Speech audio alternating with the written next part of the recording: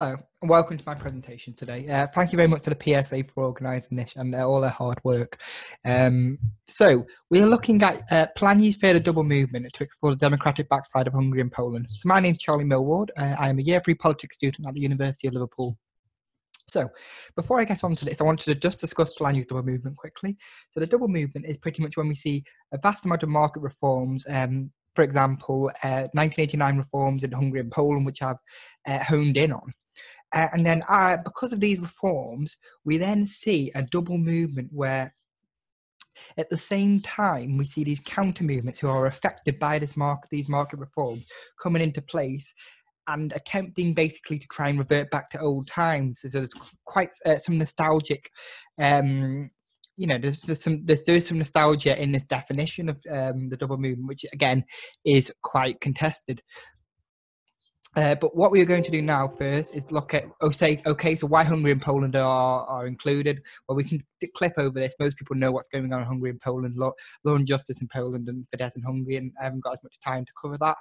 The gap in the literature, so particularly when it comes to democratic backsliding literature, a lot of it focuses on how the backsliding is taking place, through legal means in Hungary.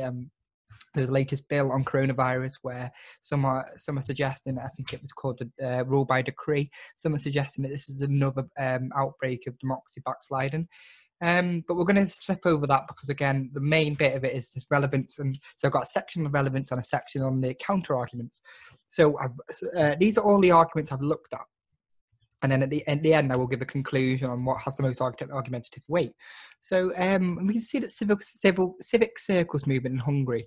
Many thanks to Bert Greskovic for his research and help on this, as a lot of the literature is in Hungarian. But what we see here is that it was founded in 2002. And what we see is that civic circles, they form against what they say is a colonization of Hungary by globalization, European Union, speculators, international banks. So you could basically say this is a counter movement straight away, which is very dangerous to democracy, because a lot of Fidesz's origins, who are currently, helping the democratic backslide in Hungary by doing these sort of rule by decrees, 2010 constitutional reforms of their party. This was where a lot of it came from. So that's a really important point when it comes to the relevance, because that is prima facie evidence that something is going on in Hungary, which is particularly worrying for democracy. Again, in Poland, impact of migration has been quite more substantial than it has been in Hungary, which is also an issue because there's been a lot of anti-immigration sentiment across Europe. The global financial crisis, not as much for any of the countries really, but particularly Poland, because Poland was one of the only European countries that escaped recession. So counter arguments are actually quite strong against Polanyi. So, for example, we're seeing counter movements against the market, such as the tenants movement and squatting movement. And these sort of movements are against the gentrification of towns, such as towns and cities like Budapest in Hungary. And they're actually, giving utility to democracy. That is how a democratic system works, when you have these different movements coming about to display it and represent other people's interests.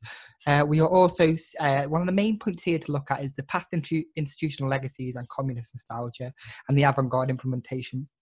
So what particularly we see here is that in 1989, there was a lot of elite, what is called the Washington Consensus, which they had this idea that the market reforms will only lead to more democracy. At the same time, at the end of the Cold War, we had Francis Fukuyama saying that it was the end of history. So there was this big sort of triumph for liberal democracy and laissez-faire economics. But what we are seeing now, the picture is that a lot of people in Hungary and Poland were actually a bit ill-informed about what was happening. These countries have rich traditional legacies.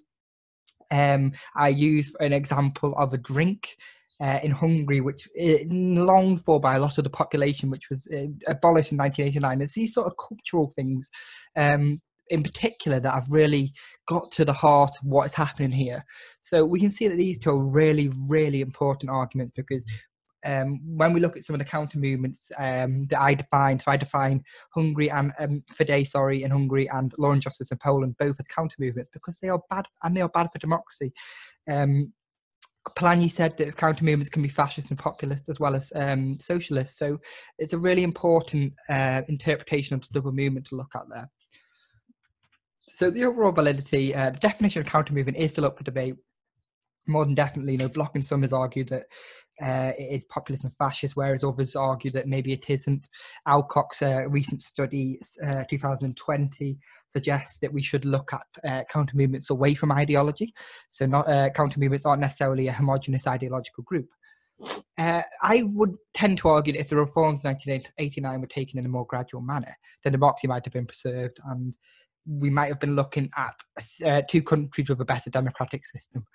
Thank you very much for listening. I hope this is short and sweet. Thank you.